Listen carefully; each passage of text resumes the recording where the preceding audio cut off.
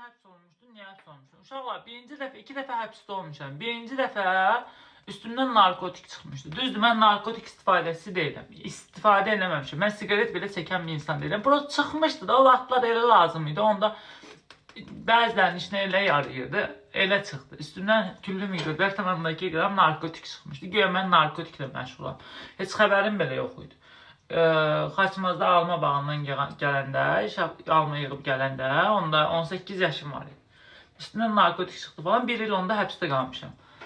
Ondaki birinci 5 il verdi hakim. Sonra 2 ilə indirdiler. Elə ki 234 4'ün üçünü indirdiler. 234 3'ün ikisine nəsə belə 2 il verdiler. 3'te 1 ilə də bıraktılar. İkinci həbsində Müğənni Mətanət Əsəlov var. O şortu.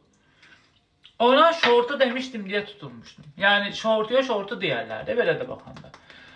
Müğənni Mətanət Əsəlova görə tutulmuştum ki, bəs belə şikayet olmuştu. Onda da 3 ay həbsim olub. Onda da ki 16. zonda olmuşam. Bir de 12. zonda. Daha doğrusu 16'ya gönderildim. Oradan çepeşnik kimi 12. zona periyod olmuşdu.